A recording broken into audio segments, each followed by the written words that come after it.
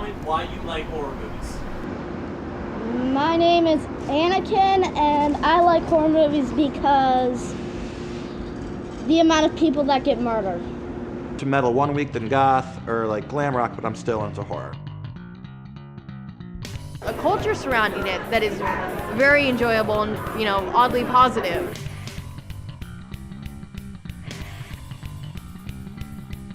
Bloody, it's kind of sexy in this weird way. Watching a good horror movie will give you like a brain orgasm. I just like watching people die pretty much. A horror fan? Hell yeah. I'm a monster kid. Aren't you a monster kid?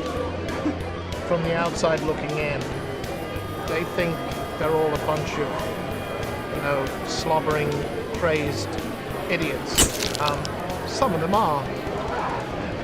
A lot of improv was encouraged, and that produced things like, E-X-I-T, exit, which was basically tip of the hat to Sesame Street. Pretend, like for instance in reality, that 99.9% of the human population never heard of me. Or thinks I'm a dead French guy. Haig is the only man on the planet that can say that he worked with Lon Chaney Jr. and Rob Zombie. And I am. My favourite type of horror film is usually psychological, actually. The horror that's implied rather than shown. I'd like to do a trash with a Linda Hamilton Terminator twist. Something like that, I think would be like my dream role. You know, I think I'm a good screamer.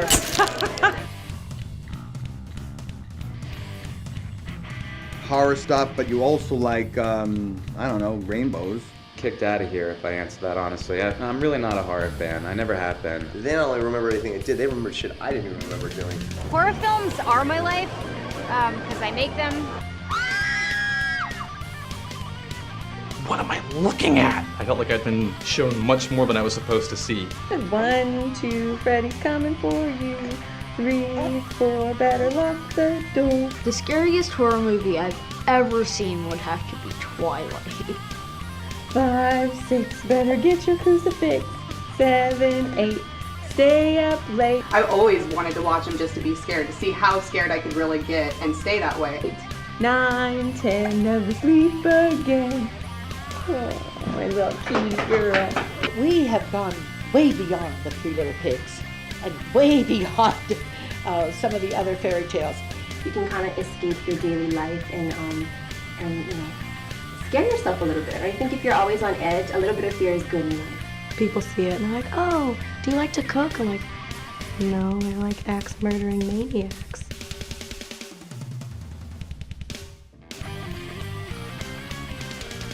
I heart monster movies. All right, and go ahead.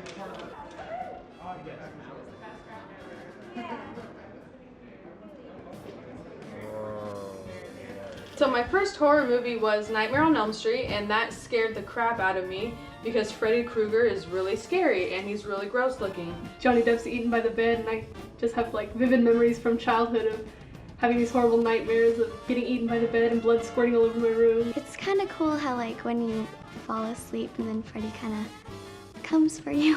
I'm really picky when it comes to my horror. Like, it has to be good or I will not sit through it. Anything that's scary and creepy, possibly sexy in there somewhere. Things like It, I don't like clowns. And The Clown were like awful. And I would not watch a horror movie for years after that. Going out in the rain, seeing like storm drains, and just thinking of clowns. My mother came into the shower when I was a kid and would throw balloons up and start making the sounds that the clowns did on the movie. It scared the hell out of me. Yeah. Come in all walks of life. I have teachers and soccer moms and lawyers. So I'm pretty much just a mild fan, I guess, when it comes to horror movies. I like to go and watch them. It doesn't really influence my life. Not a uber fan, like I have many friends who are. Basically grew up watching horror, I think like a lot of kids do. Well, I wouldn't consider myself to be a fan of horror movies. I'm a definite horror fan. I went to the drive-ins. I hate horror movies. People actually say they look like my house looks like a Halloween house because I have skulls hanging in cages outside of all year round. I've always been into the macabre, anything that's really spooky and scary and stuff like that. I like horror films because a real horror film, not a slasher film. Oddly enough, even though I love horror films, I don't handle gore that well. The American stuff, which is more just straight blood and guts, which, I mean, I can appreciate too. Gotta have blood. Lots of blood. If as long as it's horror, I'm a pretty happy person. Yes. Yes.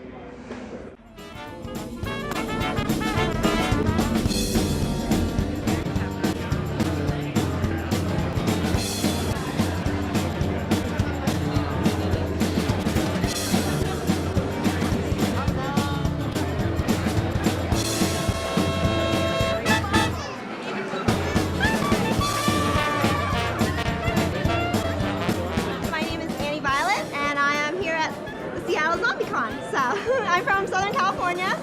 Drove all the way up here just to see everyone and like hang out and see all the panels. Very excited about the panels. I'm at ZombieCon because I have been a lifelong zombie fan. The thing about conventions is there's always like tattoos buzzing and fluorescent lights and a lot of people you need to talk to, and you gotta stay charming, and you probably sleep all of 3 hours a night. So they're definitely draining, but they're super fun, and you know, you get to hang out with people you don't normally get to see. I'm here because I'm a horror freak. I adore movies, adore the genre, video games, comic books, you name it, I love it. There's a lot of fun to be had. You can meet a lot of people who've created these works of art, be it films or books or paintings or, you know, whatever. You meet a lot of the people behind that. I just like the vendors, and I love like I could find things. It's like, oh, I freak out. I'm like, I nerdgasm. Yeah, I get to be with other people who like to be weird and put blood on their face and dress like characters too.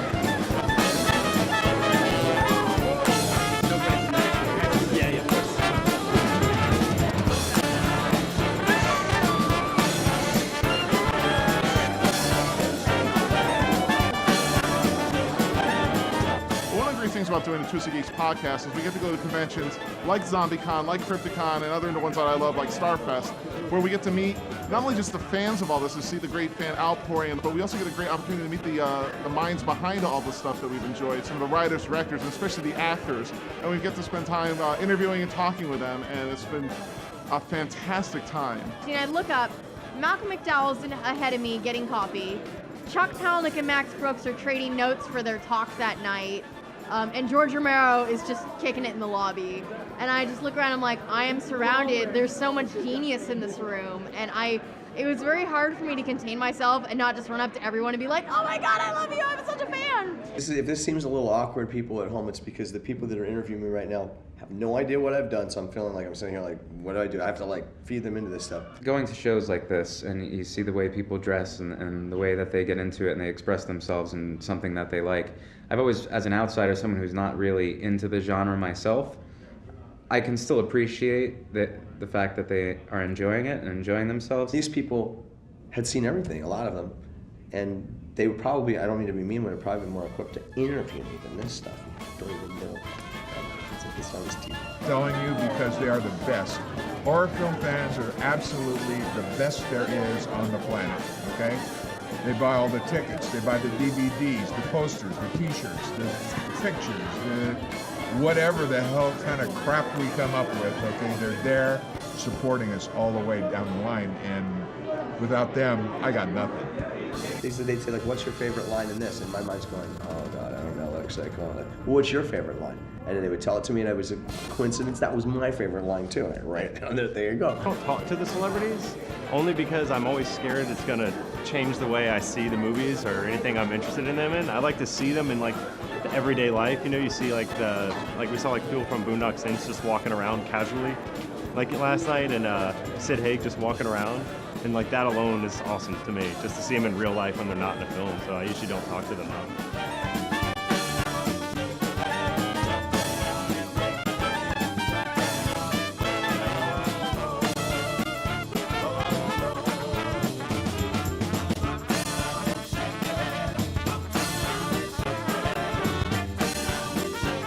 I have mixed feelings about autographs. autographs, I really love to get, my picture taken with someone and get, my book or my poster or my movie signed.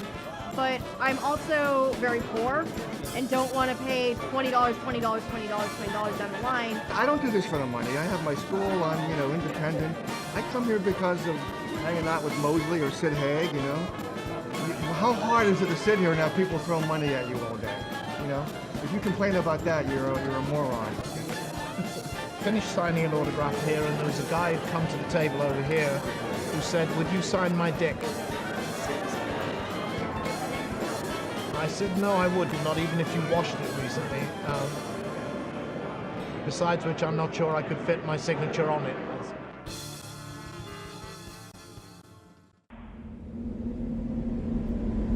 Lovecraft has kind of enjoyed this resurgence in popularity. People are taking an appreciation of sort of the literature aspect of it. In fact, in Portland, we have a bar, the whole theme of which is Lovecraft. The guy's got it painted on the ceiling and painted on the floor and posters and all kinds of crazy stuff on the wall. Hello, I'm John Horrid. I'm the owner of the Lovecraft Bar in Portland, Oregon.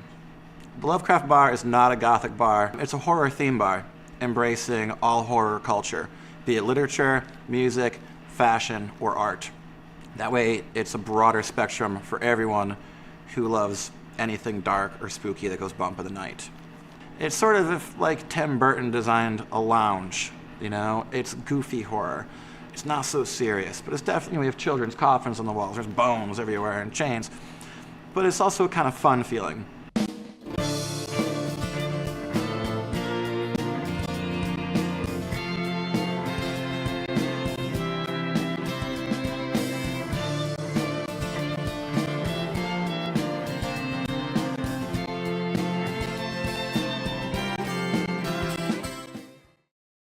H.P. Lovecraft is probably one of the biggest names in horror, but he's never gotten credit for it. It's always Poe and Stephen King and Anne Rice and whatnot. But Lovecraft's impact on the world of horror is immense. They've inspired Metallica, Iron Maiden, mentioned in Ghostbusters, Hellboy. He's everywhere.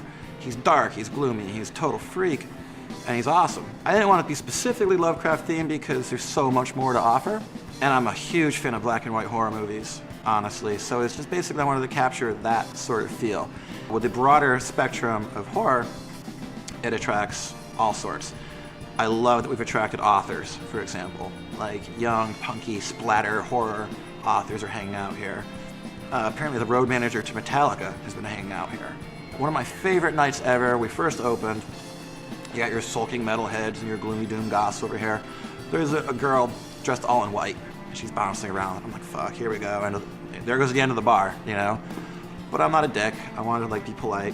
She came up, she's like, "You're the owner." I was like, "Yeah, I'm the owner." She's like, "I love your bar." I'm like, "Thank you, She's like, "I tell all my friends about it." I'm like, "Cool." She's like, "I'm a librarian." I'm like, "Please tell all your freaky librarian friends." Because librarians are freaks, bottom line. We're slowly attracting across the country a buzz with little to no advertising. I don't Twitter. I fucking hate that shit. Word of mouth has been strong enough that horror fans are coming to us. And ultimately my goal is to get Bruce Campbell or Mike Mignola in here just to hang out. And they drink for free, of course. So I was in a huge sort of renovated furniture, recycled material place. And I gave the question, I was like, "What do you have that's uncomfortable for you guys here?" And they mentioned their 1890s children's coffins. And I was like, "Oh, I gotta see those." And they're mahogany, and they came in the original packaging. I fell in love with them the second I saw them. And the price was right. I can't say I've spent more on sushi, but I've come close. And they had a matching pair. And even the guys who delivered it didn't want to touch the boxes. They were so superstitious. The Lovecraft Bar is an art project always in motion. Whenever I'm out, antique stores, whatever, I always ask whoever's working where, I'm like, "What's the most messed up thing you have here? What makes you uncomfortable?" And then I usually buy it. Animal traps, old surgical instruments, coffin handles, weird taxidermy art, stuff like that has always appealed to me. Chainsaw manicure. It was actually pretty easy to break into movies when I first started because I was at a young age. I actually looked a lot younger than I was. I was 18 when I started, and I looked probably 15, 16. So it was actually a pretty easy step for me to get into it. And they were doing a lot of the 80s horror films, and I fit right in at that time as being the victim. After Return of the Living Dead and Night of the Demons, all of a sudden, like People Magazine, Entertainment Tonight, all these, press people started coming to me, Premiere Magazine, and they started coining me, Queen of the Screams, which is like, I love it, I like that title, I want it. And so I embraced it, where a lot of the actresses back then, like nudity wasn't, you just didn't do nudity back then. I was doing some nudity. You didn't do like these B films that would hurt your career. And I just, like I said, embraced it instead of, just shrugged it off and said, oh, I'm doing one of those films. Well, it's blood, breasts, and they did say bimbos, but it's not bimbos anymore. It's more strong women. But you've got to have some blood and you've got to have some breasts, I think, to have a good horror film. I mean, I make the perfect scream queen. Let's see. It's shown at theaters. It's been shown at theaters. I've done like 100 films. I love horror. I think you have to love horror too. And you have to scream very well. This is if a crazy fan is coming after you.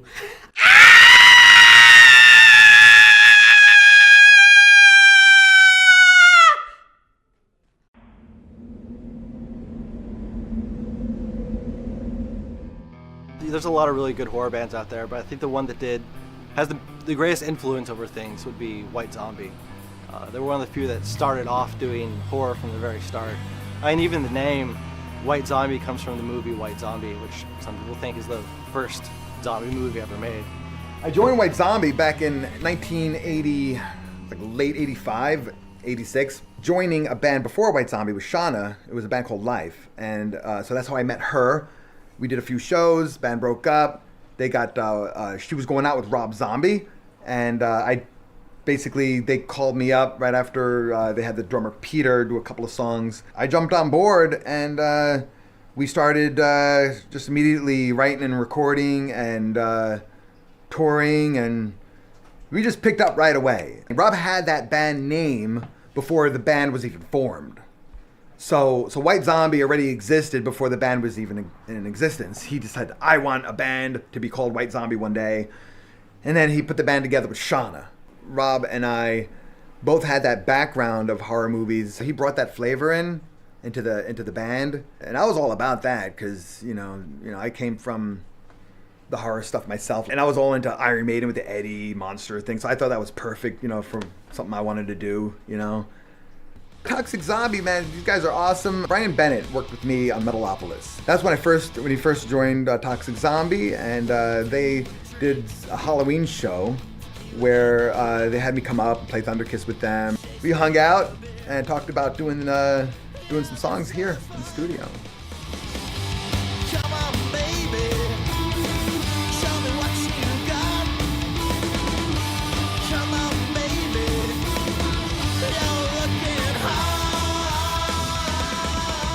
If you were to describe what kind of music we play, okay, if you would imagine that, and you have to have a good imagination for this, imagine if Kiss, Motley Crue, and the Misfits had a gangbang with Joan Jett, Lita Ford, and Wendy O. Williams, we would be their bastard children. Didn't actually start out as a zombie band, even though we were called Toxic Zombie at first. We actually started out more as just a regular like hard rock band with a little influence, and we had the Dancing Girls, of course, and stuff. But didn't actually start out as a zombie band until probably a couple months into our doing our first shows. We just kind of embraced it a little bit more, and I actually think Sam actually is the one who kind of embraced the concept a little bit more. Yeah. I was the first one to put on the makeup, and I looked rather weird without everybody else putting the makeup on.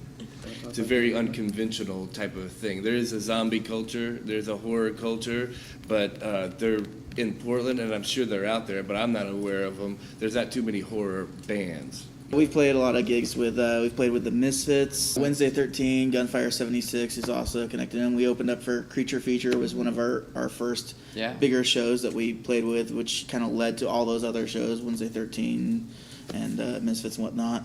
And we also played a local event called Zombie Prom a few years ago, and having 600 people scream out, "We will eat your brains," with us was probably one of the best moments ever to have at a show, you know. And especially when they're all dressed like zombies. Yeah. We've got a mass of zombies in front of us chanting, "We will eat your brains." Like, how could it be better?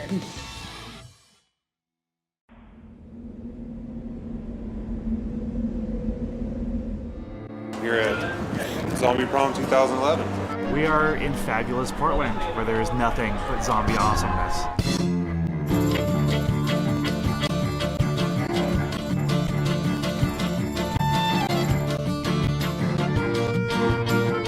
Tiki Terror is Zombie Prom 4. My inspiration for doing it really was there's not enough events downtown that were inexpensive, fun to go to. My idea for this was someone could roll around in the dirt, the mud, come in, you know, clothes from Goodwill, something like that, and come to a prom.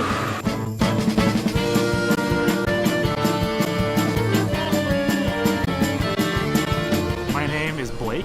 This is... Who the hell are you?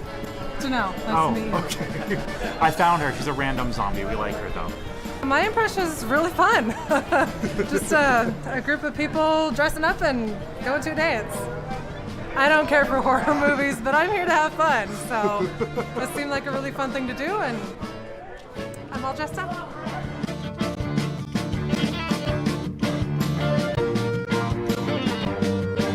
This is my first big zombie event. The first I've actually gotten dressed up to show up outside of Halloween other than being cast for a play or a movie. Actually, I set the Guinness World Record for fastest straitjacket escape in 2007 when I was stationed over in Japan, and it works great as a costume. Everyone seems to recognize it wherever I go, so it's kind of been a staple for Halloween, any other type of dress-up event or anything for fancy dress. We are foreign exchange students at this zombie prom. This is our 4th year, and I was just looking for something different to do, so I always wondered if the vampires did exist, what would they do when everybody turned to zombies? What are they going to eat? Maybe they would just come out and have some fun. Yeah. The first year, we didn't have a theme with it. It was just Zombie Prom 1, and we expected about 200 to 300 people and ended up with almost 700. So we weren't expecting that at all. So we had to move to a bigger venue, and we've been at the Bossa Nova ever since. The first one we had here was Enchantment Under the Dead Sea. And then we had Pretty in Pieces last year, and then this year's Tiki Terror. My name's Audrey Angel. I'm one of the merch girls this year, selling my art up there. I do colored pencil work that's pretty photorealistic, but I do it of a fantasy nature, so I turn people into zombies or mermaids. You know, I've done lots of zombie events in the past. I did Zombie Prom here a couple years ago as a merch girl. I do the zombie walks every year. I had a random zombie wedding with a girl a few years back. I like making horror things. I don't really like I don't like watching horror movies, but as soon as you're giving the project of making something explode or into a gory mess, I live for them. There are little ones everywhere. We're one of the biggest in this side of the United States. There are a lot of individual parties, children's parties. I get asked all the time how to do a zombie kids party, things like that.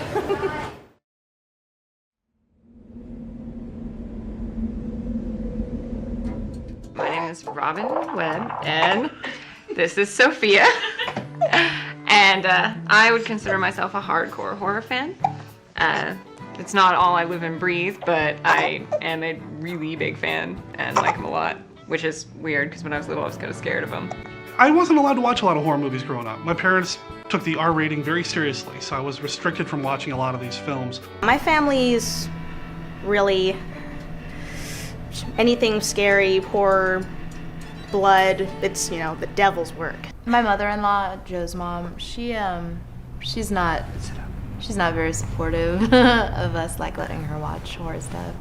There's nothing that's gonna warp her, and like I said, there's nothing overly sexual or super gory, and not a lot of realistic violence. My son's 11 and he's been watching horror movies since he was 4, and it's nothing there. I mean, I'm not concerned. He doesn't talk about it to a point where it scares me. He doesn't do anything that would scare me. The first horror movie I ever saw was Ghost Ship, and I was 4. I was just smiling the entire way through it. I just loved it. The first movie I ever saw in the theater was Beauty and the Beast, the Disney. And I was really young, and I was so frightened of the Beast on the big screen when he was all angry that I actually ran out of the theater and had to stay out in the lobby and calm down. What I know is every Disney movie has a really bad scary guy in it. And psychologists will tell you that kids gravitate toward that part of the movie because they get to practice handling their fear. It was King Kong or Godzilla, whatever, and it was really funny because my mother would watch them with me for the first couple of years to make sure they didn't tweak me out for some reason. My name is Sally Skelding. I'm an early childhood specialist, and throughout my career in early childhood, I've been very interested in the impact of violence on television and movies and how that influences the behavior of young children. With Kiara, we watch Addams Family movies and Army of Darkness because it's super campy. Nothing too gory, nothing sexual.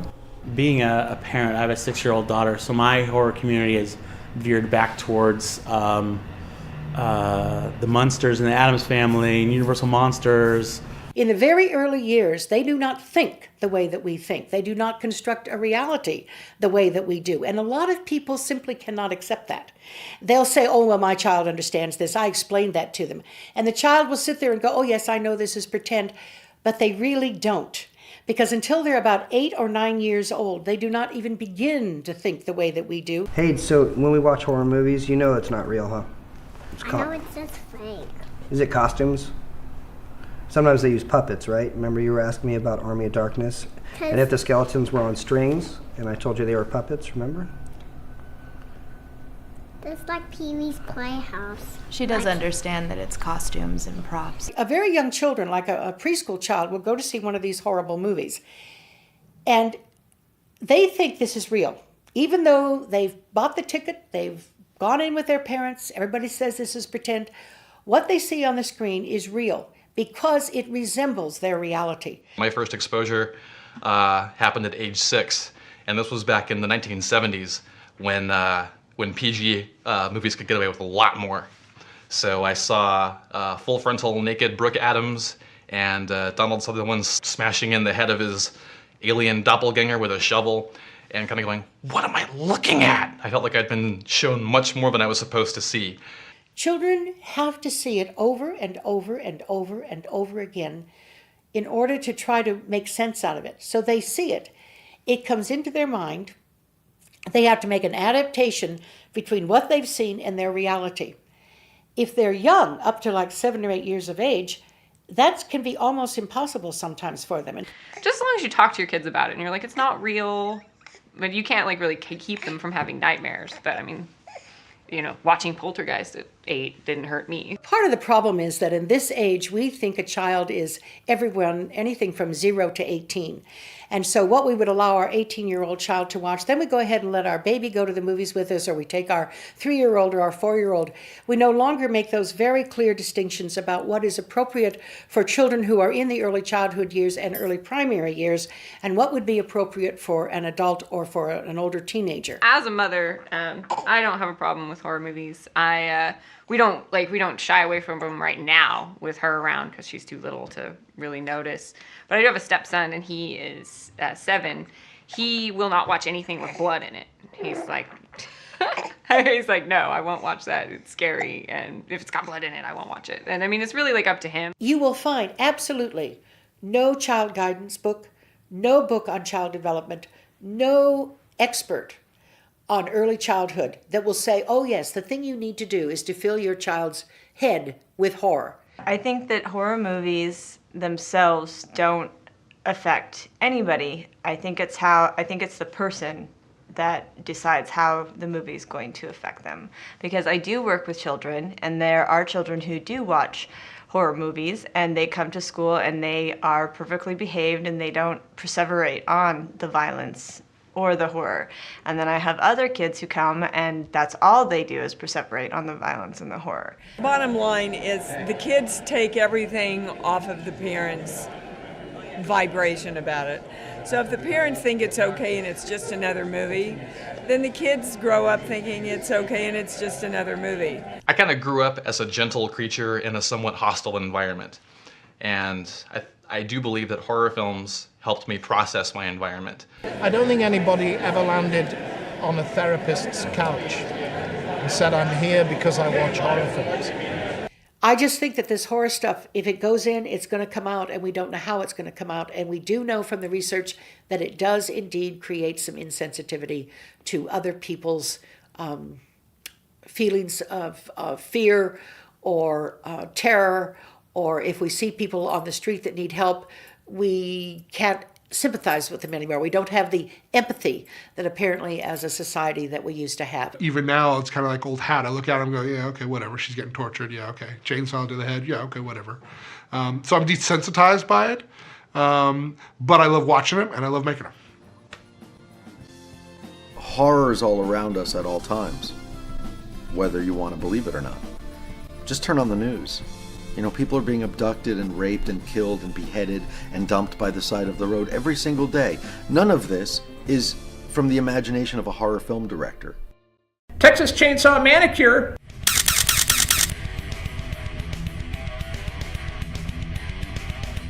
I had seen the original Texas Chainsaw Massacre. It really freaked me out. So what I ended up doing was, my best thinking was, if I see it about a dozen times, it's going to become so familiar that it won't freak me out anymore. And really all that happened was it just drove that wedge deeper and deeper each time I saw the movie. And I penned about a 5-minute scenario about a woman who goes to a beauty parlor, gets her hair done, wants to get a manicure. Leatherface comes out with a chainsaw and gives her the manicure. And she comes out of the beauty parlor, and I'm her husband waiting in a pickup truck. And she comes out and she goes, "Look, honey, I got the best manicure ever." And I had a friend from high school who is now a screenwriter in Hollywood. And I showed him and his wife my 5-minute video of the Texas Chainsaw Manicure. And he said, you know, what a coincidence. My writing partner and I have an office right across the hall from Tobe Hooper, the director of the original Chainsaw Massacre. And Tobe was working on Poltergeist at the time. And he said, if you leave me a copy of the manicure, I can maybe walk it into Tobe. And I said, well, that'd be cool. I mean, it'd be cool for him to watch it. So I did, and he did, and Tobe watched it. And Tobe loved the manicure. And Tobe loved my performance in the manicure. And Tobe called in his producing partner, Steven Spielberg, who also watched the manicure and loved it. And 2 years later, that was 1984, 2 years later when they were casting Texas Chainsaw 2, I got the job based on my little cameo in the Texas Chainsaw Manicure. I never auditioned for it. I'd never met Tobe until I got to Austin, Texas to get my head shaved and start, undergoing the transformation from me to Chop Top. And that really kind of was how I got my big start.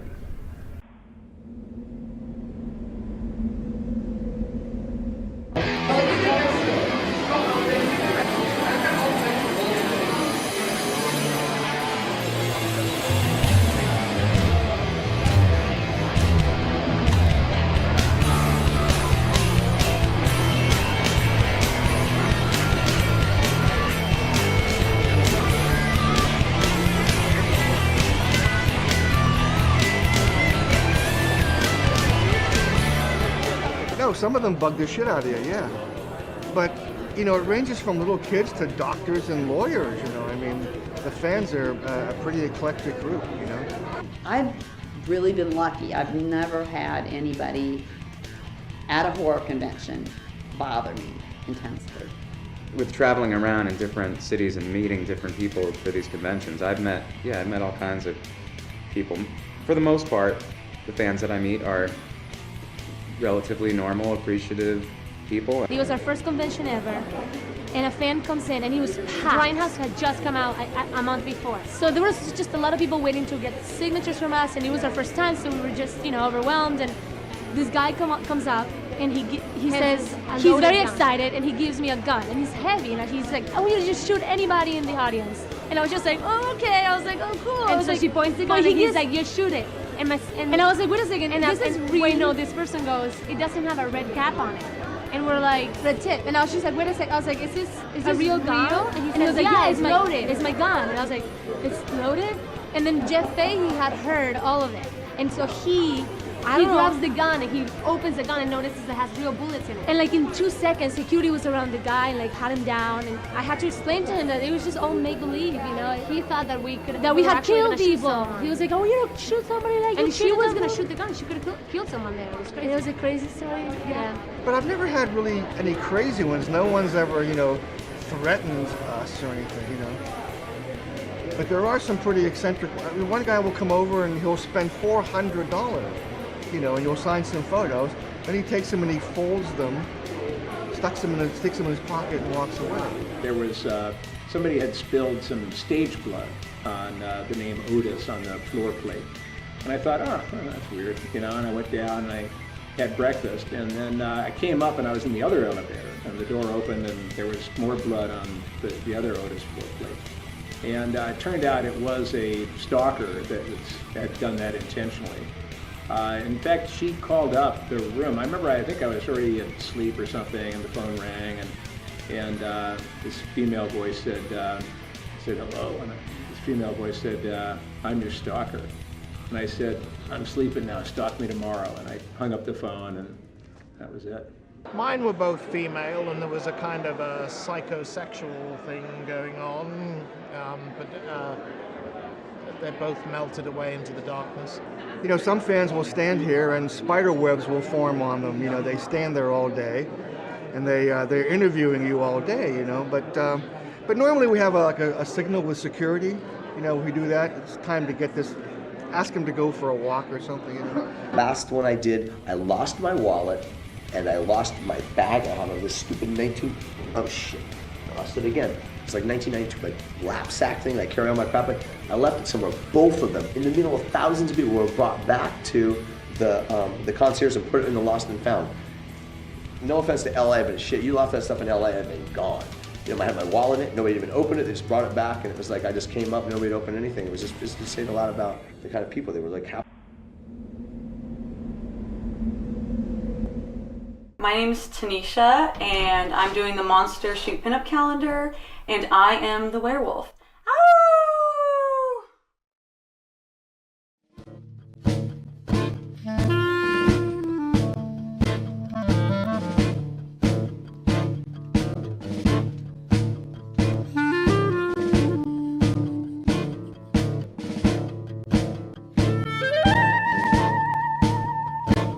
My name's Ren Murray.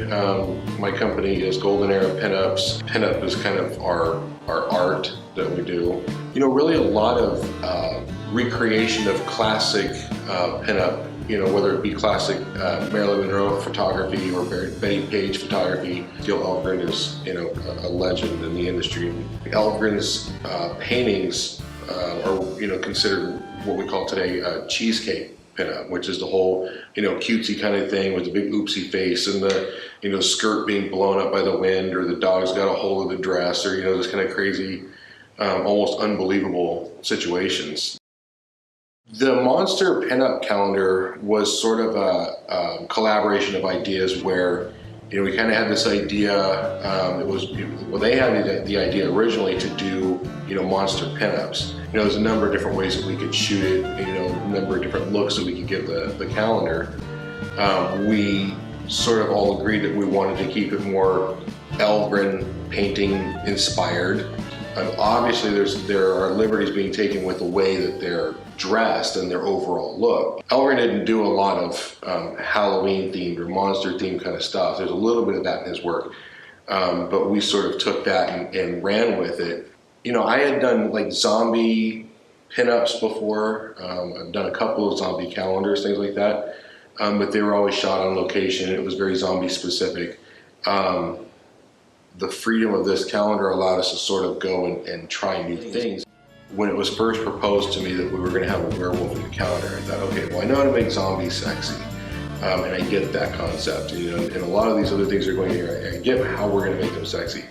I just could not imagine how we were going to take a beautiful girl, cover her in hair and tattered clothes, and make that sexy. But in the end, with the way everything came together, she wasn't overly hairy, but it still translated, in the look that it was definitely a werewolf. And just that whole composited background, we give it a nice creepy sort of background. But with her sort of knee up on the rock, and she's doing this very provocative kind of a pose. Hottest werewolf I've ever seen, I have to say. The ghost shot was one that we had to use our heads up front while doing the actual shoot.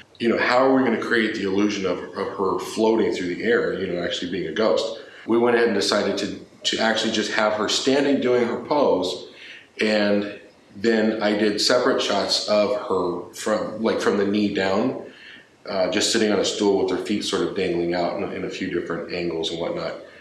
And then from there, it was just sort of making sure that those angles matched up with the way she was standing and everything, looking as seamless as possible.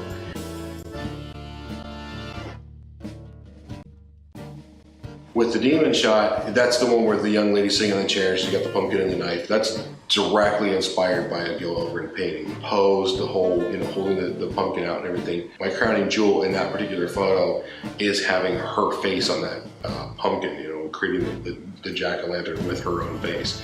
So for me, that was one of the things I was most proud of, and making it have that sort of inner glow with her own face on the jack-o'-lantern. This was a tough calendar for me to do because of, kind of exploring new territory. They wanted me to put my style into it, but at the same time, I sort of wanted to make sure that the calendar was a little bit distinct from my normal, kind of everyday pinup style. I think we were hugely successful in doing that. The calendar's got sort of my signature style, but at the same time is at least a small departure from what I normally do. A lot of what I actually learned in doing this calendar has started to sort of filter its way into my daily work with my clients and models that I work with.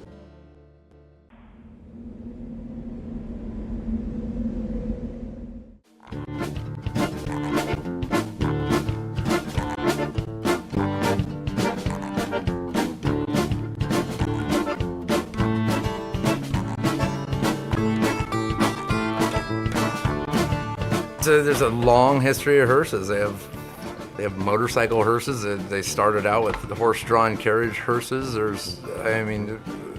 It's a very, very long history. Paired up with death, but they're a beautiful car. Each hearse is totally custom built. Everybody likes to call it a hearse with a T. Pretty much 90% of the population tend to get that wrong, and it's just digs into the bottom of my soul. But I'm done correcting people on it. If they can't read my shirt, then that's all right. You get a lot of funny looks from people, especially driving through downtown Portland. People look to see a hearse and a hearse and a hearse, and you can just watch heads turn, and people are always trying to figure out what's going on. We are, as Coffin Cruisers, we're in our 9th year. There was another club prior to that, and just like any type of club, you're going to have differences of opinions, and that's kind of what happened. With the old club that morphed into the new club. People start hearse clubs so you can be around people that have the same interest. There's lots of other car clubs, say Corvette clubs, Mustang clubs. So we've had a pretty good membership over the last several years of, anywhere between 9 and 13, 14 people. And just like cars, they come and go. They break down, they go away, and typically that's how we lose most of our members. My dad, he wanted one ever since he was in the 3rd grade, and my mom wanted one since she was in high school, and they came to me and said, how would you feel about having a hearse? And I said, as long as it's white. For me, it was the horror stuff. For some reason, ever since I was a little kid, I remember seeing like a hearse going by, and I was like, oh, that's sweet. What is that? It was a slow funeral procession with motorcycle police escorts, and it was just amazing to see all the traffic at a dead stop and let this nice long procession go. Right there in your face with it. Got all that Detroit steel right there, and I wanted one, and I refused to drive a minivan. By all means, soccer moms are out. What makes a hearse different is they have a purpose, a very specific purpose, which is to take those that have passed to their final resting spot. You're talking about 7,000 to 9,000 pound vehicle that holds 2 people and a dead person, and is typically about 20 to 22 feet long. They're hard to miss, so they're fun to drive. When we have different car shows, things coming up, or different events through Halloween, a lot of people contact the website, and then I try to get in contact with them, see how many cars they want, if they want them to be all tricked out for Halloween type things or whatnot. We actually did a wedding at the Lone First Cemetery that they wanted the bride and the groom come up with the bridesmaids and groomsmen all in hearses. That turned out really well. My hearse is a 1970 Cadillac Miller Meteor. I'm the 4th owner. It's been owned by 2 mortuaries. Its specific purpose, it appears to have been mostly a children's hearse. It's painted a very light color. It's beige, so that's a little unusual. It's usually a children's related hearse. And it shows a lot of evidence of having hauled a lot of small coffins. Well, my mom's not too fond of the hearse. I run a foster home for medically fragile, disabled children, and I use my hearse as a wheelchair vehicle. She kind of cringes a little bit. We show up at Dornbecker's Children's Hospital, and I'm rolling out looking like this with my tattoos and pulling wheelchairs out of the back, and kids, I have a seat that rides in the back there as well, so it kind of freaks people out. And my daughter's doing this out the windows as we're driving down the road. My friends and family love it. My dad helped me buy it, and he's an 80-year-old conservative Republican. So, but maybe my neighbors across the street that are trying to sell their house, they don't necessarily like it so much, but they're about the only ones. I think you're probably a hearse fan first, if you own a hearse or you want to buy one, because just because you like horror stuff, and if you like horror things, you'll go buy horror effects. A hearse fan will buy a hearse first, and then probably have an interest in, the dark side of things or more the macabre stuff. I don't have like all decked out with skeletons and things like that. I have it very classic with the white wall tires and just want to keep it as professional looking as possible. So that's my goal. Just to have a collector's car that's a little more on the macabre side. My cars all are custom. They got skeletons hanging from the ceiling in there. Big fat white walls, kind of in your face vehicles. Doesn't like the Halloween props when we put the Halloween props in. Especially Zilch. Yeah, especially Zilch. What's that? Zilch is a little zombie baby that we put in the car. He creeps me He doesn't like to ride in the same seat with Zilch.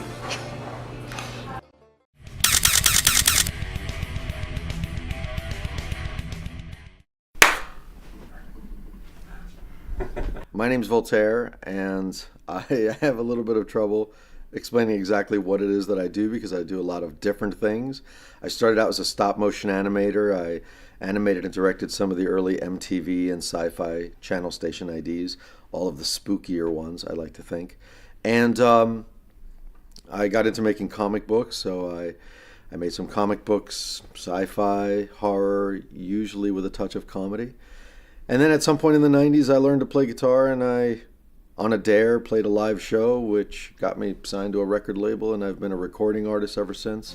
The moon was full and the color of blood. The night the pirates came to the vampire club. The leader was tall and snide and slim.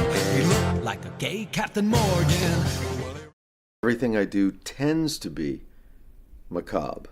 So there's always sort of an appreciation or a love for monsters and the macabre.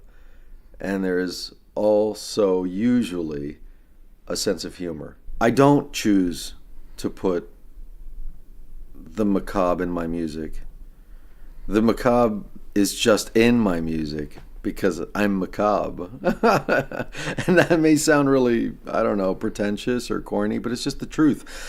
Everything around me I inevitably find some cynical or sarcastic way of looking at.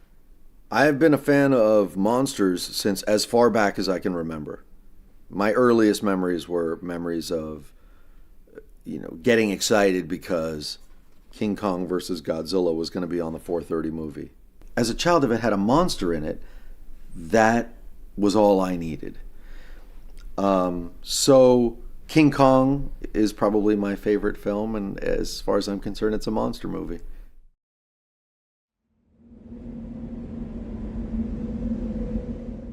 I was on tour a few years ago, and I was in Portland, Oregon, and I was in a record store. And I saw a gentleman signing a Bauhaus poster, and that gentleman was apparently the bass player, David J. And at some point, when I least expected it, the man came up to me and said, "Excuse me, is your name Voltaire?" And I said, "Yes." And he said, "Did you write a book called What is Goth?" And I said, "Yes." He goes, "I love that book. Would you autograph it for me?" And I was like, wow, the bass player of Bauhaus is asking me for my autograph. This is pretty epic. To tightrope high society, pretty is a noose and a blade. Yes, a founding father, if not the godfather of goth.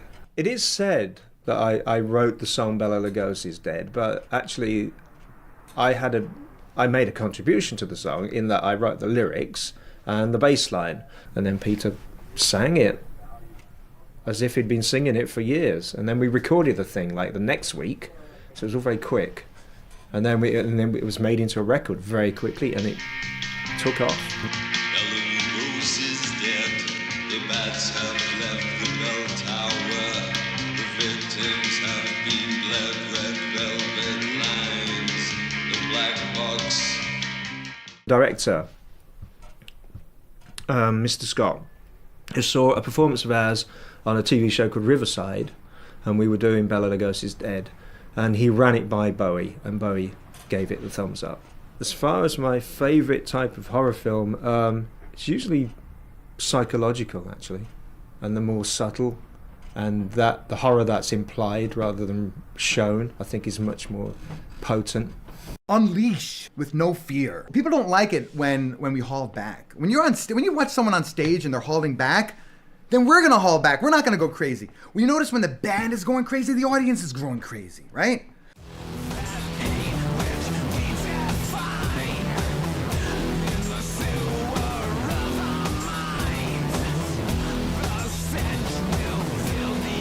We are the Demo Assembly Plant. We're a horror industrial band. The story goes back to the Sweetmeats Slaughterhouse. It was founded in the late 1800s by someone named Wilhelm Schroeder, who industrialized butchery the machines. And after he was fed to the machines by the townspeople, the Sweetmeats Slaughterhouse remained empty until we came along. Be who you are, 100%, kick ass, and then you're gonna be proud of yourself, because no one else is gonna give a shit except you in the end. The whole theme is cannibalistic, murderous, slaughterhouse, kind of dirty South, more the abrasive raw industrial sound. It's not clean, it's not perfect, but it's sincere. So if you want to do a horror kind of thing, do a horror kind of thing, but do it 100%. Don't just do a little dibble dabble. Don't just get one monster.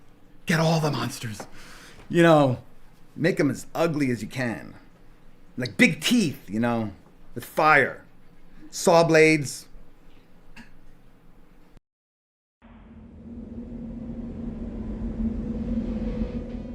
Virtually every creative outlet I have, horror films have wormed their way into it. Started working on independent feature films, did everything from being a blood guy to dealing with the body parts. To which I'm really, really grateful, because it's made my work a lot better and more interesting than it used to be, I think. To washing off the naked women when they were done doing their blood scenes.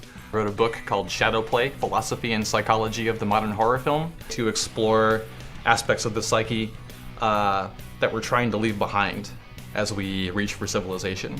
And horror films are a perfect fantasy arena to process all that stuff. I started developing a distribution company to distribute my own movies. And then that was the creation of I Am Virgin and Stripperland, of writing and directing and co-producing horror movies with our own company to open the doors to bigger and better things. I love photography because I can't paint. Basically, I like to capture an image that looks like a movie still. When I was a child, I had horrific nightmares a lot, and I was just constantly terrified. kind of in my junior high years, I just started to just try and find the beauty in it and just watch horror movie after horror movie and just got into the makeup and just realized that it can be a very beautiful thing with such deep emotion, and just kind of went from there. Horror Oregon, which is a website for news, reviews, and interviews, but really it's just me finding a reason to get online and try and collect up stuff. We will touch on national things if it's something that we find interesting or comes to us, but absolutely 100% specifically Portland and Oregon horror. If you really wear your passions outwardly and pursue them, there's a large swath of the what you would consider the average pedestrian, Oregonian, and Portlander that will follow you and will be enthused. Scream is for horror lovers. If you are a fan of horror, you want to read our magazine. We cover classic horror from the early 1920s right up to the present day. Measuring up to Fangoria is obviously a huge deal for us. They have got a long history. Even just the name itself carries such a cachet. What makes Movie Cynics unique is that, you know, we're kind of assholes. We tell it like it is, but we try and be constructive at least, especially when working with indie filmmakers. When it comes to Hollywood horror movies, we'll tear those things apart, especially if they're garbage, which a lot of them are. I usually don't go into interviews unless I'm pretty convinced, A, that I'm going to get something that the readers are going to want, and B, it's kind of a personal thing where it's like, I want to be enriched. I've turned down interviews with major horror stars because I didn't feel like I could learn anything from them. Since launching Mail Order Zombie, I've had an opportunity to attend like the Crypticon Horror Convention, Horror Hound Weekend in Indianapolis or Cincinnati, as a fan, but also then as a podcaster covering it for my podcast, and then sitting in on panels as well. And it's been a lot of fun being able to flash my Mail Order Zombie business card and say, hey, I'm with Mail Order Zombie, can I interview? And then talk to people like Tom Savini, Ken Forey. You know, people that I looked up to growing up when I finally discovered horror movies full on, and be able to connect with them and just thank them for their work. I always look at interviews like first dates. You know, where on a first date you're with someone, you're going, tell me about your job. That's kind of what we're doing. And as long as you are interested and listen, so often interviewers, I think, they're a slave to their notes. And they're so busy preparing for the next prepared question that they're missing all of this gold. And they asked me, would I go and cover it and speak to people and get a feel for what horror conventions in the US are like. In the UK, they tend to be a lot lower key than this.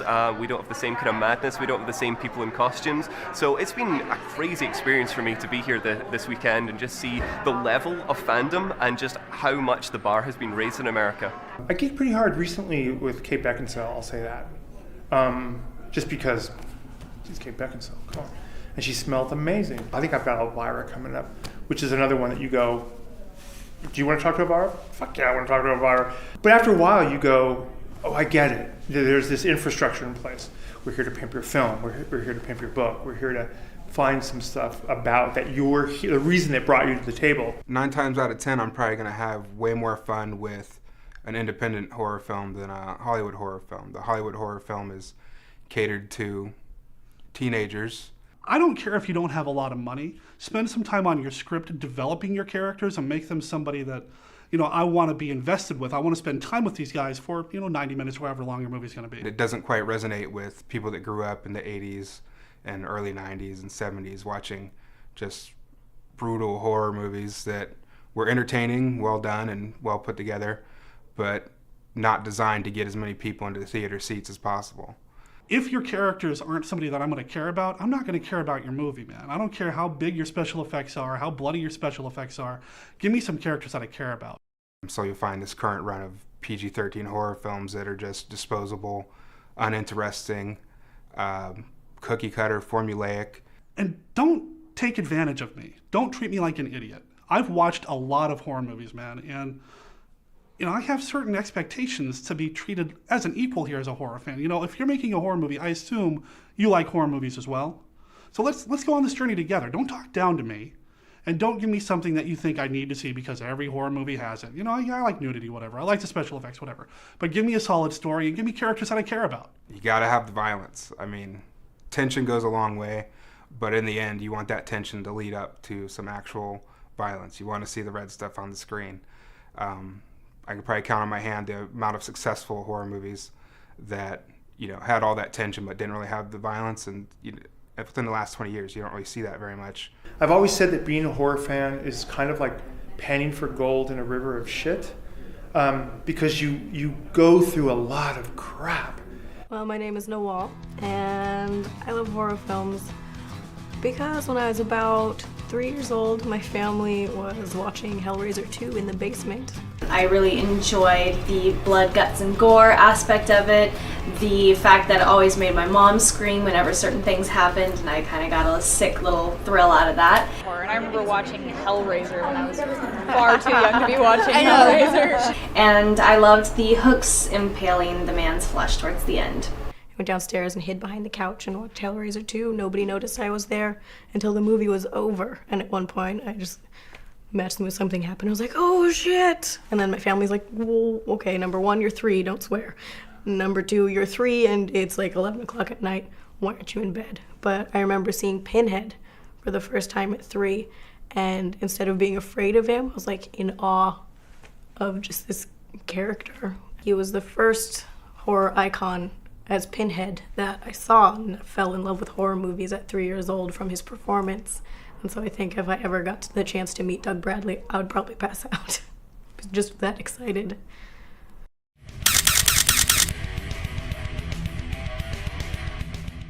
You mean like being told I'm the greatest actor who ever lived? Which I've been told.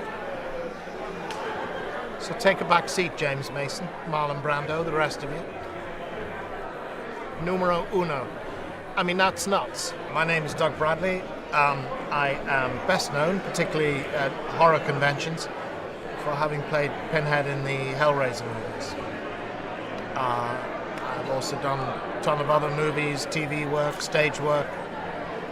I wrote a book even. I was a fan of horror movies as a teenager before I knew I was going to be an actor, let alone. And when I became an actor, I didn't have any particular ambition to work in the genre. So the two have come together quite happily. When I first started doing the conventions, I was slightly freaked out by Mom, Dad, and the kids coming to my table.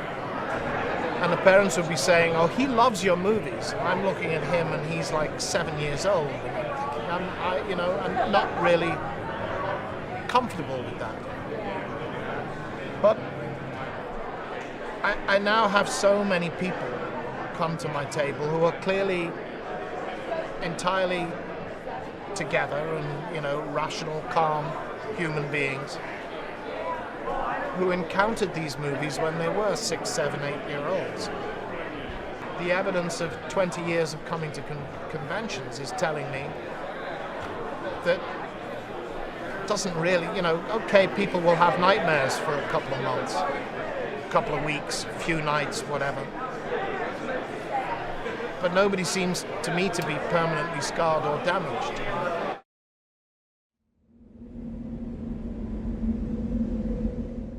Really excited. I got 2 VIP tickets to Crypticon for my birthday. I get to meet Doug Bradley, Pinhead, in all of the most important Hellraiser films. When I meet Doug Bradley, I'm pretty sure we'll have the most enormous nerdgasm in the history of ever. Gonna be nervous. I already am nervous to meet him. Honestly, don't know what I'm gonna do. It's one of those moments where, don't be a freak. Just do not be a freak.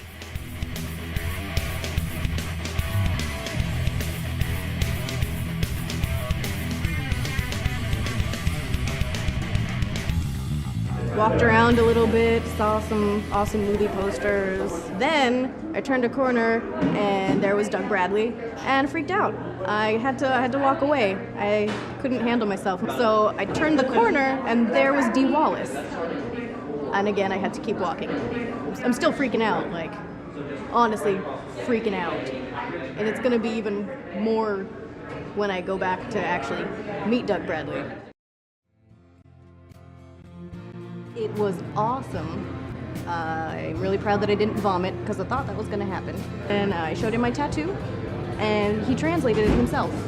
Big Systemet Deus. Wow. He didn't ask what it meant. He's like, wait, do I look like someone who cares what God thinks? In Latin, that's amazing. I was like, and I told him that I've been a fan since I was 3.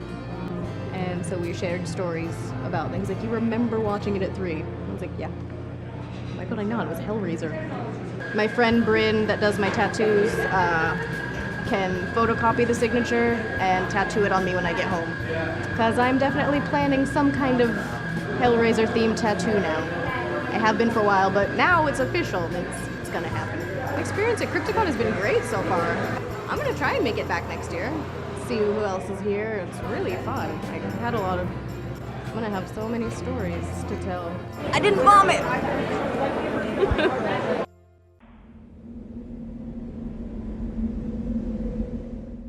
Hold on one second, I'm going out of frame, but I'll be right back. I still say it's the standard that CGI effects, though helpful, though cost-effective, will never replace good crafted animatronics and makeup effects. Hello. So it was a 6-piece application. There was like one piece that was here, and then cheeks, including around the ears, neck, from the eyes up here, and then another piece over the back of the head.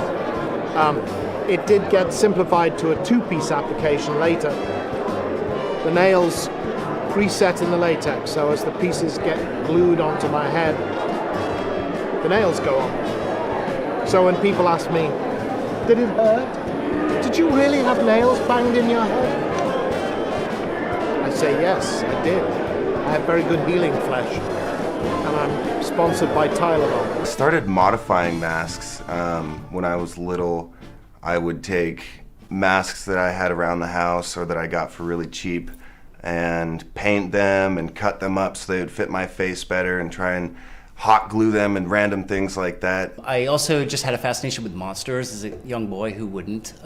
It kind of led me to do mask making when I got older and get into some, special effects hobbies, I guess you could say. Nothing too professional, but a lot of fun. I have the Wolfman and Frankenstein and Dracula. And on my back, I have Bride of Frankenstein. My name is Dutch, and I'm a professional face and body artist. The piece I'm working on right now is going to be sort of a corset made out of human body parts all stitched together. It's a step-by-step process where you kind of layer things on and detail it out as you go. And then the finishing touches, it kind of all comes together and you get your finished product. I started out as a makeup artist back in, I guess, about 1989, 1990 in Victoria, British Columbia, Canada. I started doing makeup for the film school that was there at the time. The very first Final Destination, I was the effects designer. And I've also done a slew of Sci-Fi channel network, Creature of the Week type movies, many of those. And the last, say, 3 or 4 years, I've been teaching makeup effects as well as writing and directing my own feature films. I'm just going for patches of skin, and eventually I'll paint the laces on there, do some other texturing with the skin and stuff like that. And it'll look really sharp when it's all done. I think what makes New Image College of Fine Arts different than any other school in North America basically is the fact that we actually make feature films at the school that end up being distributed. So we specialize in horror movies, monster movies, and the acting department, the acting students get to act in the feature film, and the makeup department does the makeup. My favorite special effect that I've done would be working on David Cronenberg's Existence. I was in Toronto for about 6 months. Cronenberg is my filmmaking idol. I mean, being fellow Canadian, Cronenberg is God to me. So to work on that and have him coming around while I'm sculpting one of the little amphibious creatures, and he'd come by and say, "Oh, that's cool, I love what you're doing." I'm just like, "Oh, I'm in heaven," Our school is handing out a crap ton of money in scholarships, and so we sponsored this, and it was just a chance to kind of, see some of the talent south of the border and, find some people that might be interested, because a lot of people don't really know where to get started in this industry or how to get started. So, it's just education really is why we put this on, and it gives everybody else a chance that loves this sort of stuff to try their hand at it. They typically give everybody an identical kit, and then they usually have some sort of mystery ingredient. So they want you to do different stuff. With this one, it was more theme-based. They wanted beauty as well as a beast. So it was the Beauty and the Beast was the theme. And I just wanted to personally deviate from the zombie stuff. I mean, everyone can slap blood on people and make them all gory and make a zombie, but I wanted to go a different direction. What I'm hoping to get from this, I want a little bit more in-depth knowledge about what I'm working with so that I can take my skill set to the next level. I love Tom Savini. He will always be Sex Machine in my heart. I'm sorry, I've always wanted those pants. I did stumble across a documentary called Scream Greats Volume 1 from Fangoria. It's about Tom Savini, and that became my entry into a lot of modern zombie effects, makeup effects, and things like that. When people think horror, that's one of the main names that comes to people's minds.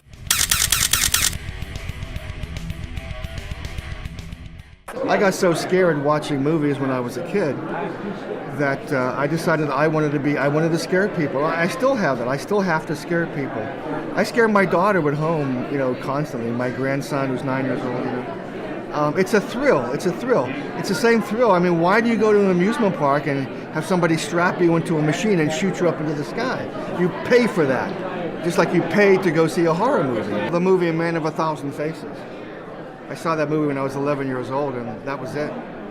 From that day on, I wanted to be the guy that creates the monsters. Before that, I thought they were real, they were real. And that magic is gone forever, once you get behind the camera, behind the scenes. That's the sad thing. That's the irony that most kids don't realize. They want to be involved in movies for the magic that they saw, but it kills the magic forever, as you know. Yeah. The only two movies that have scared me were The Exorcist and Alien. Because so many times you go to see a movie and you're thinking about camera angles and what the director's choices were making. You didn't have time in those movies. You were just getting too scared. Plus, I was raised a Catholic, and it hit a nerve.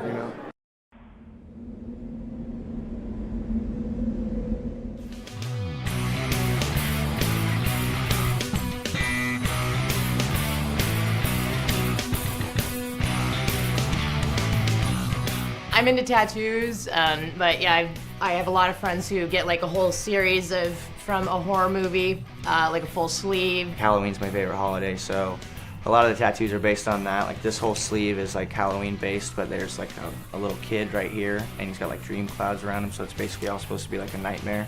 On this arm, I've got like a couple Vincent Price portraits holding a portrait of me as a dead zombie with my brains out. I like to refer to my look as horror punk. A lot of people call me goth. My tattoos, my favorite one being my Elvira. And then I have my interpretation of Gage and Church from Pet Sematary. And then this is just my own design of just a Halloween. I think on my neck I'm gonna have two zombie hands eventually, like tearing my throat open. People get horror tattoos because it's something that's easily relatable. They can relate to the monsters themselves, and it's great art. Depending on whether you're doing a realistic tattoo or not, it's pretty much you take the portrait of the actual tattoo and you take a picture and you make a stencil from that and lay it on the person so it's directly the same thing. Unless you're doing a custom drawing of the tattoo, and then you're making a stencil from that.